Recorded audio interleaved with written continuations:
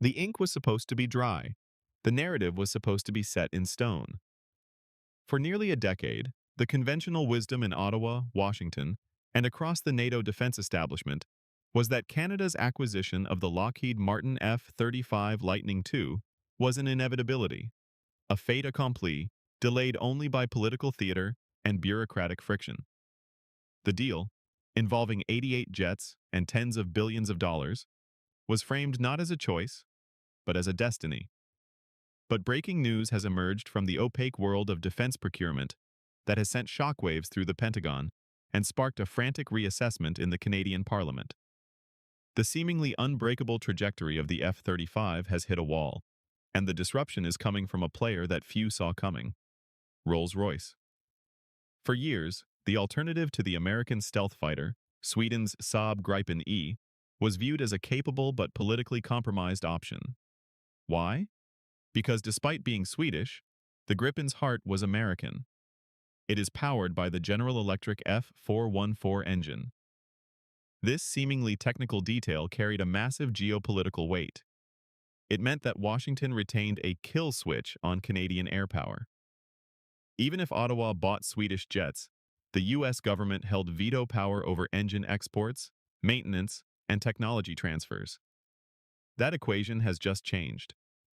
Rolls-Royce has formally entered the arena with a strategic proposal to replace the American GE engine in the Gripen E with a British-made power plant.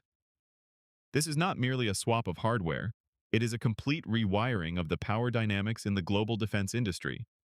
By offering an ITAR-free engine option, free from the international traffic in arms regulations that Washington uses to control its allies, Rolls-Royce has offered Canada something the F-35 can never provide: absolute, unconditional sovereignty. To understand why this proposal is causing such anxiety in Washington, one must first understand the unique and brutal reality of Canadian geography. Canada is not a compact European state where air bases are separated by a 20-minute flight. It is a continental behemoth. Its airspace stretches from the temperate rainforests of the Pacific to the jagged coasts of the Atlantic, and northward into the unforgiving vacuum of the high Arctic. A Canadian fighter jet must be a marathon runner, not a sprinter. It faces the tyranny of distance, patrols that cover thousands of kilometers over uninhabited wilderness where the temperature drops to -40 degrees Celsius or lower. In these conditions, mechanical complexity is a liability. A stealth coating that requires a climate-controlled hangar is useless at a forward operating base in Nunavut. A sensor suite that glitches in extreme cold leaves a pilot blind over the ice cap. The F-35, for all its technological wizardry, is widely regarded as a Ferrari: high performance, high maintenance, and notoriously fragile in austere environments. It requires a massive logistical tail, specialized infrastructure, and a constant data link to American support networks. The Gripen E, by contrast, was born for this environment. Designed by Sweden to operate in the freezing Nordic winters and to survive a Soviet/Russian invasion scenario, it is a guerrilla fighter. It can land on a snow-covered highway, rearm and refuel in 10 minutes with a crew of conscripts, and take off again from a runway just 800 meters long. It is the pickup truck to the F-35's luxury sedan. But until now, the American heart of the Gripen made the choice moot. If the engine is American, the independence is an illusion. This is the dirty secret of the global arms trade. Washington controls Allied air forces not just through alliances, but through components. The engine is the most critical, complex, and maintenance-heavy part of any aircraft.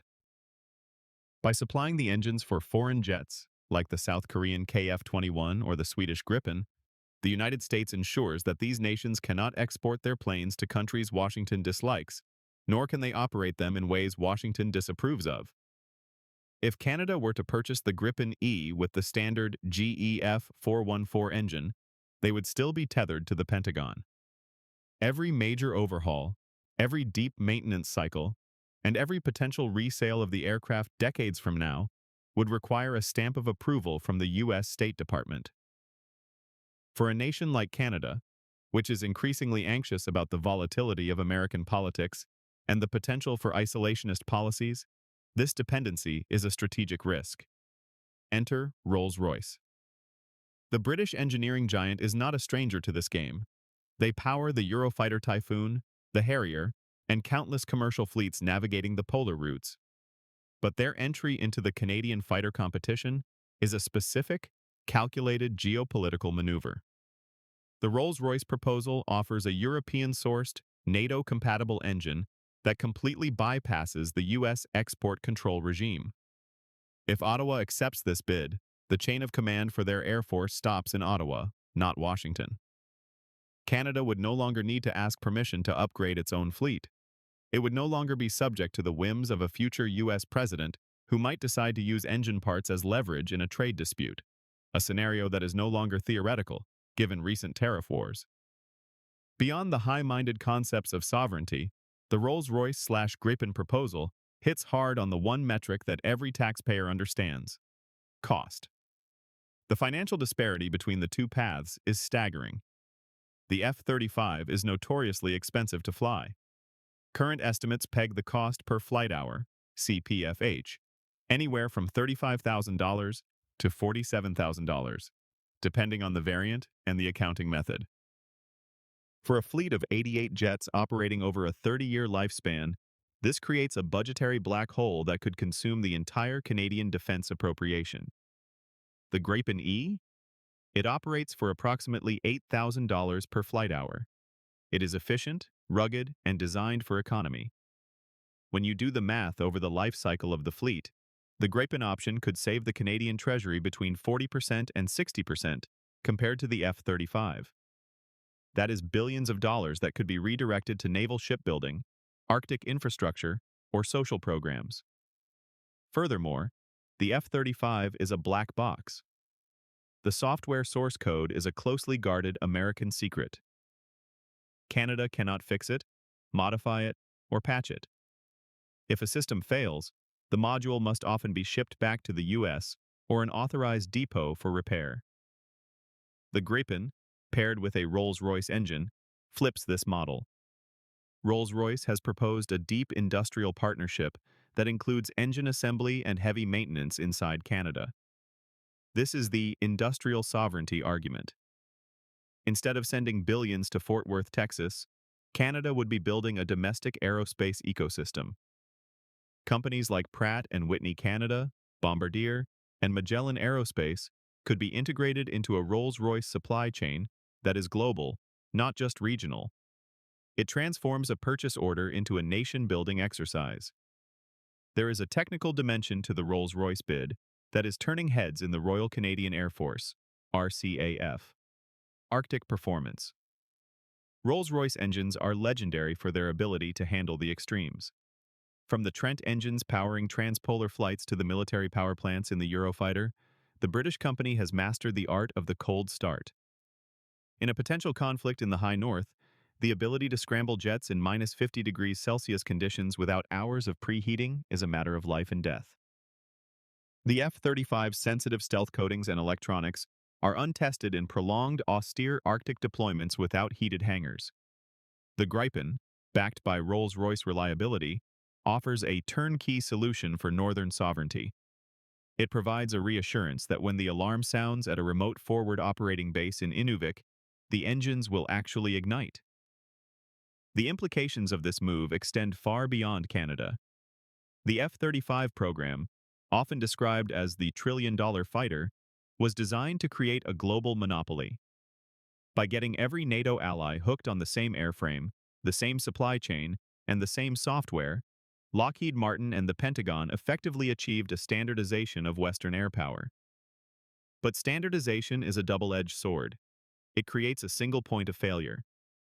If a software bug grounds the F-35, it grounds the entire Western alliance. If a supply chain bottleneck hits the F-135 engine, half the world's air forces are stuck on the tarmac. This vulnerability has led many nations to look for a Plan B. The Rolls-Royce Gripen combination represents the first credible threat to this monopoly in the fifth-generation era. It offers a modern, networked, data-linked fighter that can talk to F-35s and operate within NORAD, but sits outside the Lockheed control grid. It is what defense analysts call sustainable sovereignty, the ability to play on the team without being owned by the team captain. This resonates not just in Ottawa, but in Helsinki, Prague, Brasilia, and beyond. Developing nations and middle powers are watching Canada closely. If a G7 nation and a founding member of NATO decides that the price of American dependency is too high, it breaks the psychological dam. It validates the idea that you can be a Western ally without buying American hardware. One of the primary arguments used by the F-35 lobby is interoperability. They claim that only the F-35 can share data seamlessly with U.S. forces. This is a half-truth that is rapidly eroding. The Gripen E is built with an open architecture electronic warfare system. It is designed to plug and play with NATO Link 16 and other data standards. However, the crucial difference lies in control of that data. In an F-35, the data flows through the alias Odin logistics system, which ultimately reports back to servers controlled by the manufacturer. There have been persistent concerns among allies about data sovereignty. Does Lockheed know more about the readiness of the Royal Canadian Air Force than the Canadian Prime Minister does?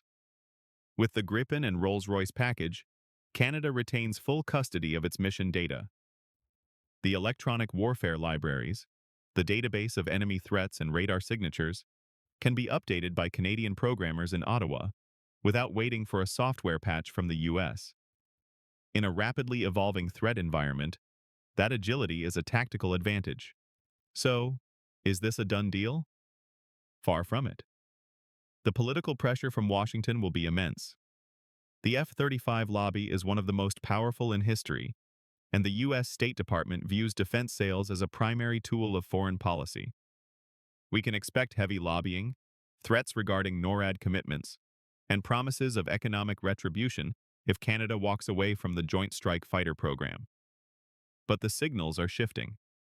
The fact that Ottawa has allowed Rolls-Royce to present this proposal at such a late stage suggests that the F-35 deal is not as secure as Lockheed Martin believes. The grassroots momentum among Canadian defense experts, who have long warned about the hollowing out of domestic industry, is swinging toward the Gripen. The narrative is changing from, "We must buy the F-35 to please America," to, "We must buy the Gripen to protect Canada." This story is about more than just thrust-to-weight ratios or bypass fans. It is a story about a potential power shift in the global defense architecture. For decades, the United States has maintained a structure designed to force allies to ask Washington's permission to defend themselves. The Gripen, powered by Rolls-Royce, represents a divergence from that path. It represents a future where small and medium-sized nations can access cutting-edge technology without surrendering their strategic autonomy. Canada now stands at a definitive crossroads. To the left is the F-35, security within the herd, technological homogeneity, but long-term vassalage to the Pentagon's logistical empire. To the right is the Gripen Rolls-Royce option, independence, flexibility, economic efficiency, and the ability to control one's own defense destiny. No choice is perfect. The F-35 is stealthier, the Gripen is more sustainable. But with Rolls-Royce entering the game, the equation has tilted. The American veto that once made the Gripen a non-starter has been removed. The question now isn't whether the alternative has the capability. The numbers prove that it does. The question is whether Ottawa has the political courage to choose the path of less dependence. In the frozen silence of the Canadian Arctic, where help is thousands of miles away, and the only thing that matters is an engine that starts, the decision takes on an existential weight. Washington is watching. London is waiting. And for the first time in a generation, the choice truly belongs to Canada.